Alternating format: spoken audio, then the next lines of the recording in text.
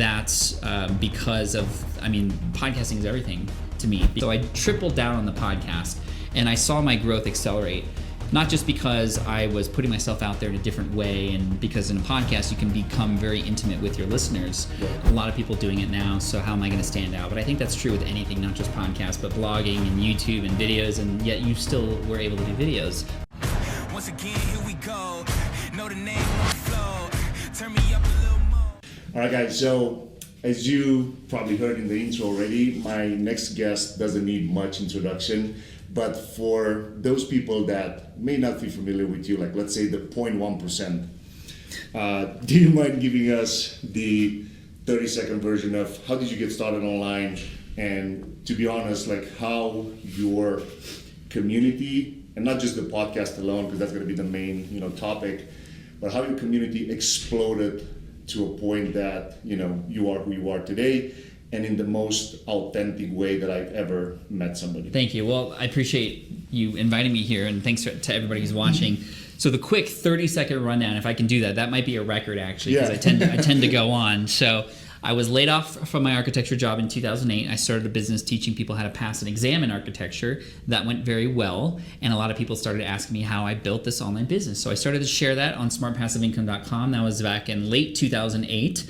And that was a blog. It then turned into a YouTube channel in 2009, and then the podcast in 2010. And it was the podcast, as I was sharing this business information as I was growing, really made everything explode. And that's because of, podcasting is everything to me, because that's how I've noticed that fell. Like now we'll keep this real because I know this is Pat style.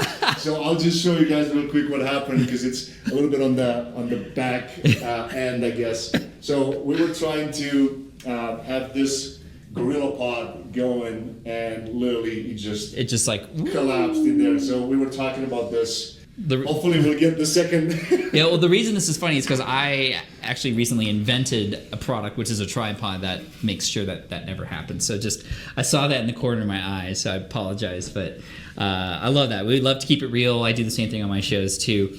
But in 2010, I started a podcast, and even though I was podcasting every other day or every other week, so not very often, I was blogging 3 times a week and doing YouTube videos.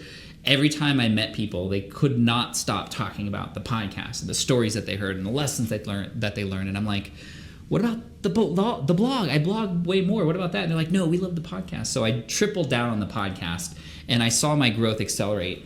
Not just because I was putting myself out there in a different way, and because in a podcast you can become very intimate with your listeners, and you can scale that intimacy, but because the podcast was also giving me access to people I wouldn't have normally gotten access to. So I've been able to have people like Gary Vaynerchuk on my show, Tim Ferriss on my show, who I couldn't just go up to them normally and go, hey, could I talk to you for 20 minutes? But I can invite them on my show, and ever since then, I've become good friends with them. So it becomes a great relationship tool as well. And it has provided more income for me through the courses that I've been promoting and the speaking events that I do and all those kinds of things too. So it's huge, and it's why I teach podcasting today, because I think everybody has the ability to build raving fans, especially through their voice and through podcasting. And podcasting is just getting started, dude. Like if you imagine, there are more than 500 million YouTube channels. There are more than about the same amount of blogs. There's less than 1 million podcasts right now. Like, we're still in the early days. You kind of read my mind with the next question, because, and by the way, guys, Pat didn't even know about me mentioning this. I'm one of his students from the Power Up podcast, and I've been dabbling with launching my podcast for probably about 2 years. So I had started, the YouTube channel, but I just, it never got it going. Yeah, it never got it going. Yeah. And it never transitioned into the audio version of it. So then after I went to your course, having everything laid out, and we're like, okay, cool. It took me probably about a month altogether. Nice, dude. But then it completely changed the way that, now I can, I'm happily saying like, okay, I have a podcast now. You can literally go and see it and listen to it, of course. But you read my mind in terms of mentioning that, okay, podcast is just getting started. Well, when I went through your course, and then for even the past 2 years, I was thinking like, oh, am I too late to this? How can, you just gave us some real powerful stats, but for somebody that's looking at the whole industry and thinking like, oh, even though it's still in the early stage. How can someone move past that fear of, oh, I'm too late to the game? I don't know if it makes sense for me to have another podcast in this niche because there are like hundreds of them already. Yeah. What do you think? Like, how can people move past that fear? Well, I mean, it's true to think that, okay, there's a lot of people doing it now, so how am I going to stand out? But I think that's true with anything, not just podcasts, but blogging and YouTube and videos, and yet you still were able to do videos. Part of it's because you enjoy it, right? So that's one thing. A lot of people start podcasts just for the relationship part. They don't care if anybody listens. The fact that it gives them access to product owners, to other creators, to other big names is enough for some people. However, there are definitely ways that you can have your podcast stand out. Obviously, you have to have good content, great content.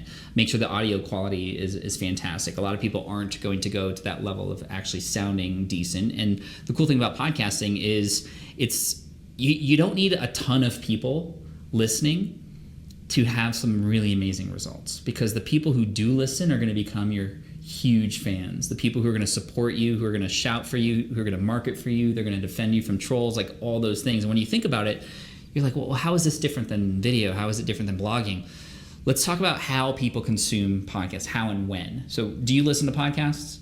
I'm not all day long, but every time when I go to the gym, Yep. Driving, commuting. Exactly. So when you can't watch a video, when you can't read a blog post, you are passively consuming this content, but still actively engaged in the conversations that are happening.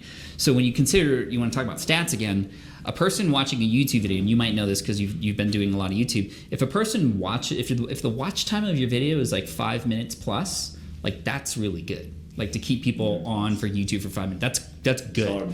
If you have a blog, keeping people on your blog for more than 3 minutes, that's pretty good time, which is kind of sad. On a podcast, you'll find that people are listening to half hour, 45 minutes, an hour and a half. There are podcasts out there like the Joe Rogan Show, which are 2.5 hours, 3 hours long, and people are listening to every single minute because they can, because they're not distracted. When a person listens to the podcast, you're in their ear, and the way to exit that is all the way in their pocket. It's not a distraction or an ad popping up or another related video. It's just they chose to listen, and they got you in your pocket, or they're on a drive, they're on the road. So you got them. You're in, and then that's how you can then build that relationship and get them to know, like, and trust you, and you can go from there. No, that's super powerful, and I totally agree, because I'm thinking when I go to the gym for like an hour or half an hour or something like that, that time I don't scroll on my phone. I'm not on my Facebook. I'm just like, earbuds on, and then boom, rock and roll. No, that's super powerful. Now, what would you say somebody just starting, launching their podcast now, niche, whatever, versus going broad, and why or why not? What's your thought on that? The riches are in the niches, which is why I say niche, because that rhymes with rich. Yeah. Even though it's supposed to be niche. It doesn't really matter how you say it. What matters is the more narrow you can start with your focus, the easier it is to surpass that competition, or to not even really have competitors at all, and to also become somebody's favorite faster. That's really what it's all about, becoming somebody's favorite faster. So if you're in the fitness industry, for example, and you just have a general fitness show, I mean, it has to be really, really good in order for it to stand out amongst all the other people talking about fitness right now, because it's so general. However, if you became the expert at ultra marathons, and all you talked about, all the guests on the show were only about ultra marathons, the nutritional plans were specifically for ultra marathon runners, which are like 50-mile plus marathons, then a person who is running an ultra marathon is going to go, that's the show I need to, that's my show, right?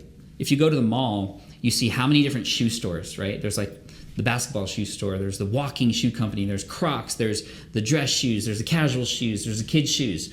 If you're a runner and you are serious about running, are you going to go to Walmart or Shoe Pavilion to buy your running shoes? No, you're going to go to the running shoe store, because the people there are going to know the most to help you, so you don't get blisters on your feet when you're running whatever it is that you want to run. So start narrow. Now, obviously, there's a line, right? You could be, oh, my podcast is for females that are exactly 35 years old in California who have a golden retriever that's 4 years old. Like, that's, use common sense.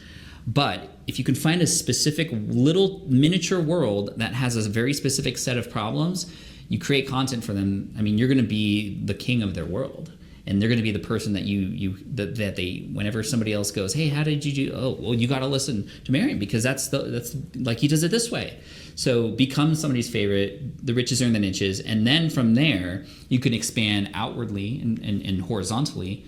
But often what I find is that people will stay in their little niche because they love being that narrow, and it just is easier to create content. It's easier to find people, and it's easier to be the leader. I have another student of mine. His name is Phil. He has a podcast called Scanner School. Scanners, like those little radios that you can listen in on emergency lines and polices, like that's his hobby. So he created that, and there was nobody else going to that level. Like there were electronic and tech podcasts, but he was the only one that created a scanner podcast. And he's got super fans now who are also hobbyists who are like, oh, Phil's the guy. Like he gets all the business information. He has people who follow him on Twitter or LinkedIn and Instagram, and all of his live streams are always there. That wouldn't have happened if he just created a general technology niche. No, I totally get it. And like relating to your talk this morning, because we are here at Reach Live in Denver, Colorado, and you were talking about you don't need millions of followers. You just need those 1,000 real fans. And that gets me to the next question, and that would be what do you do? Do you have a strategy that you could recommend people use? All right, you launch a podcast. What's the best strategy to actually start getting fans? Are you doing a giveaway? Do you try to do collaborations? Like what would be a behind the scene, I guess, tactical? Yeah, I mean, there's so many, especially for podcasters. I mean, number one, you have to be consistent because you don't become a fan of something that is there just for a little bit, right? Like you are a fan of something that always shows up. That's why people are fans of sports teams, because they come out every season and you can sort of be there with them and have something to root for. Speaking of root for, give people something to root for. Have a mission, put a foot in the ground, and the more that you have like a specific stance on something, the more likely it is for a person to go, that's my guy, that's my girl. So they're going to follow you for that. In addition to that, you can build authority through association based on who it is that you have on your show. So there's a very famous podcaster. His name is John Lee Dumas from Entrepreneur on Fire. He became worldly known because he was able to invite all these amazing leaders and entrepreneurs on his show. And as by default, he himself became an amazing entrepreneur because A, he was able to collect all this amazing information, but B, people go, oh, John interviewed Seth Godin? Well, John must be great. And then now you can get access to new people to come on your show. When you ask them, maybe they wouldn't say yes before, but now you can go, oh, like, hey, I'd love to invite you to my show. I've interviewed Tim Ferriss, Gary Vaynerchuk. Like, how would you like to join those names, right? So now people are more likely to say yes. And then people, the audience, go, oh, wow, you must have something there because you have access and I don't, right? So that's another way. But I think the most important thing is to make sure that you understand, A, the problems that your target audience has. So this is why it's great to be in that little tiny niche, because you can better understand the problem that they have and create content to solve those problems. But B, understand how they describe those problems. So the lyrics, so this is what I talk about in my talk today about building raving fans. It's like you're a fan of a song because of the way they speak to you in your life and whatever it is that you're going through.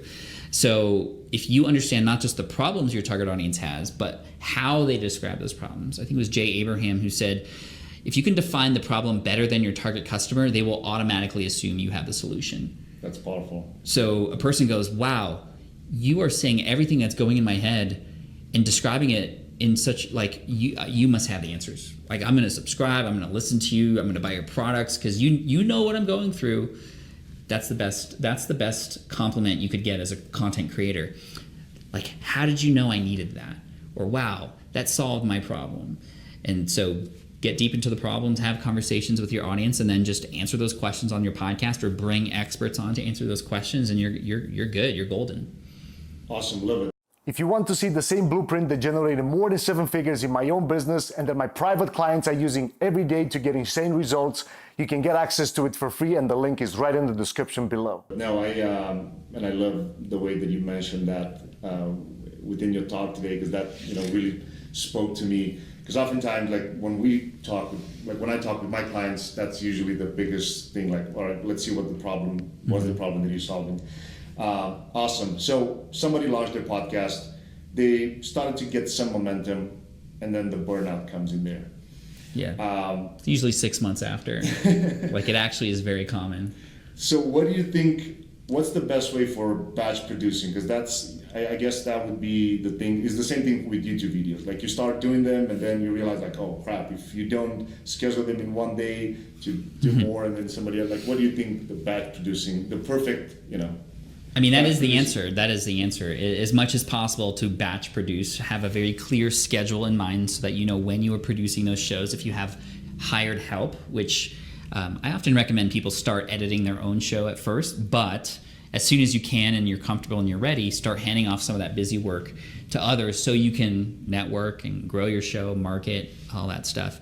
But batch processing is a smart idea because it allows you to be in that mindset of creation for a little bit longer period of time and get more done, and versus like, okay, I'm just going to do one podcast this time and then one podcast this time every single week. What you don't want to get in is where I was in 2011, which is where I didn't plan my content ahead enough in time, where as soon as I hit publish on an episode, I was immediately in sort of like depression mode, like, okay, I have to do another one. What is it going to be about? How am I even going to do this again? Like, man, this is just a job now. Versus now, I plan a quarter in advance.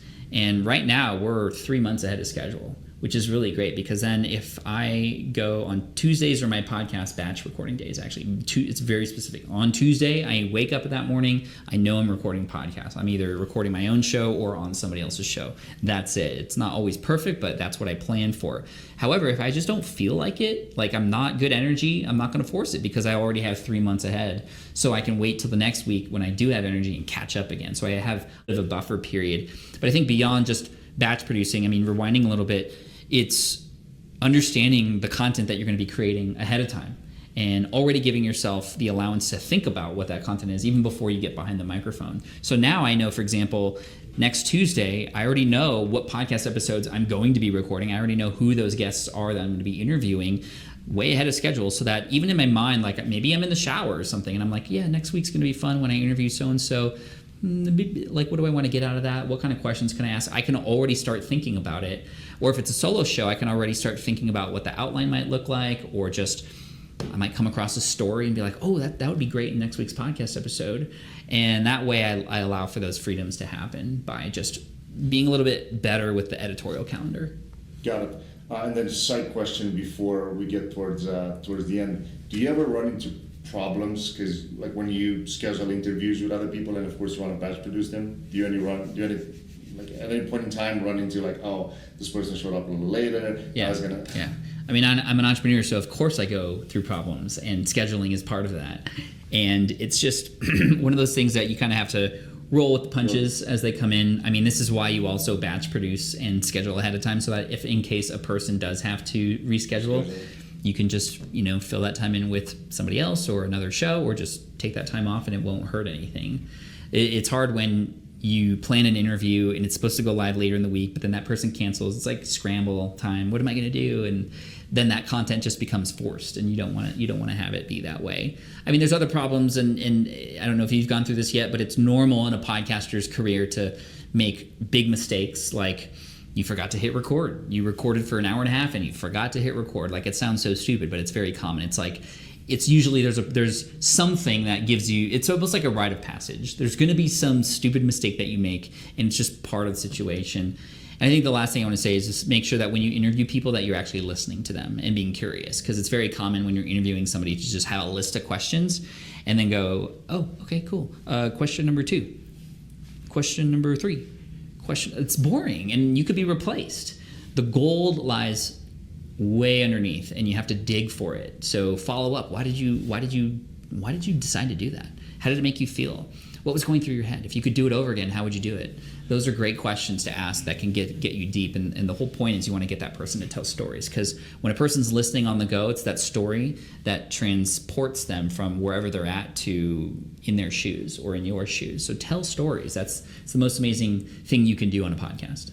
Awesome. And this morning, because I just want to, like, everything you say now kind of relates to your talk this morning, and you said some like super powerful stories that I'm thinking about myself. Maybe I didn't know if that would be a good idea to go that deep and actually share some personal struggles, like when you shared the video with your wife going through those pictures and things like that. Like, how can people actually do you recommend? Obviously, do you recommend that because you said it on stage to actually go deeper in every episode and at least kind of have a little mini story in every one of them? Yeah, I mean, again, stories are powerful, and if you can relate it to you a little bit, it becomes something that your audience can connect with. And it could be a good story, it could be like have a happy ending, or sometimes it can be something that was a hard lesson learned.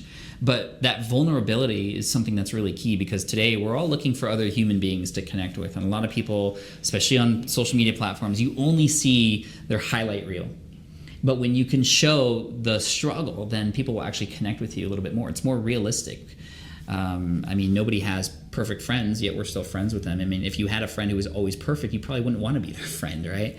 So sharing those struggles and opening up a little bit and doing it within your comfort zone is the most important thing. Some people wouldn't imagine doing what I do, which is, I've published income reports on my website showing people how much money I make, where it comes from, the expenses, all that stuff. And, that's comfortable for me to show people how I run my business and where money's coming from and where the wins are, where the failures are. But your version of that might be something different. So I would just say, basically it just comes down to open up a little bit, be a little bit vulnerable, and be personable, because people connect with other people. No, that's, I guess I do agree 100%.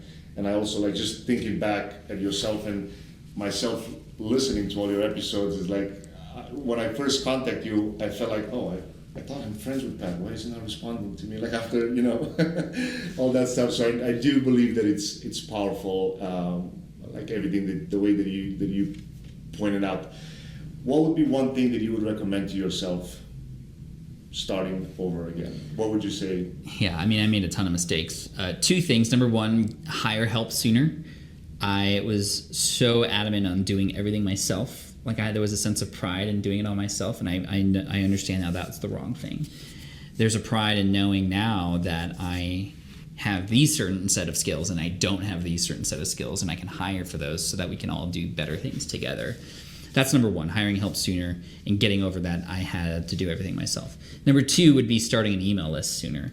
I waited way too long to start an email list, and that was a huge mistake.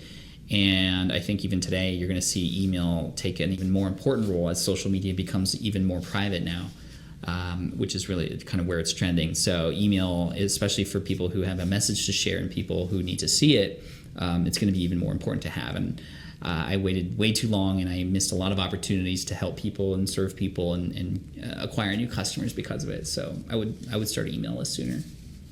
So hiring somebody first, starting an email list sooner. Who would you hire the first person now if you would just start over again? Yeah, I mean, if I had to hire somebody and go back into time, it would be somebody to edit my podcast, because that was the thing that was taking most of my time. For you, it might be different. I would write a list of all the things that you do, write down how much time each of them takes, circle the ones that only you can do, and then everything else should eventually be let go. Eventually. Start with the one that's the most time, that you hate the most. Let that go, and you're going to see like, wow, this can actually be done. And the surprising thing I found, especially with editing my podcast, which I knew how to do, I was good at it. I was like, this is my thing. It's my baby. Like, I'm going to do it. I'm always going to do it. When I had somebody else do it, they did it faster and they did it better. So I got time back. I got better quality stuff. And then I got to spend more time doing other fun things, or spending time with family, or marketing my stuff. Awesome. No, I love it. Now, I know we kind of getting into, having almost like 45 minutes. If you would be to leave the audience with something, like a number one tip for somebody that wants to start their podcast now, what would you say it would be? Don't wait. I mean, I waited 1.5 years from the day I said I was going to start a podcast to the day I published my first episode, 1.5 years. It was because I was so worried about what people were going to say about my voice. Is there anybody that's going to listen? None of that stuff. It was all in here. It was all in here. And the only way that I got over my fear was to get started. There was no right time or magical moment. I just started. And my first episode's terrible. I hate going back to them and listening to them because I sound so timid, so like just lost. But you have to get through the messy stuff in order to get to the really great stuff. I think it was actually John Lee Dumas who said you have to be a disaster before you become the master. And so be a disaster, fail fast, and just learn as you go. And there's a lot of great resources out there, whether you check out my stuff or anybody else's stuff. You can check me out on YouTube as well. I mean, there's people there that can help you cut through all the noise and find the right answers to get you up and running sooner. Because guess what? People need you. There are people out there who are going to the gym or commuting, not educating themselves about whatever it is that you have to offer, and they should be listening to you, and they have the time to do it. And a podcast is a powerful platform to make it so. But I mean, they're not going to listen to you if you keep being scared about it and not putting yourself out there. Awesome. Again, thank you so much for taking the time to do this with us today. Where can people actually go? And because I know I want to mention your course because it did change. One, like I said, I was dabbling for like 2 years before I actually launched the podcast, and I know it helped me a lot. In literally a month, I got it done after that. Where can people actually go and maybe watch the class that you had before, or if they want to check the course? I know sometimes it's closed. Sometimes yeah, thank you. I mean, do you want to be an affiliate for it? I can set you up as an affiliate. Oh, for sure. Yeah, if you want to, if you have a link, like a custom link, and we can. Yeah, we'll do a tiny URL. Okay, yeah, we'll put that in the description below or in the bio or whatever. We'll find it somewhere. And thank you for that. And I have free stuff on YouTube as well that you could check out, but it doesn't go quite nearly in depth and it doesn't hold you accountable for those things, which the course does. And just proud of you for getting the podcast finally up and running. I think that all of you can get it done too. And I'm just here to help, here to serve. If you like this video with Pat Flynn, you're gonna love the next one coming up right here on my left, where I interview Evan Carmichael about how to grow your YouTube channel. So don't go anywhere, click the next video coming up right here, and I'll see you there.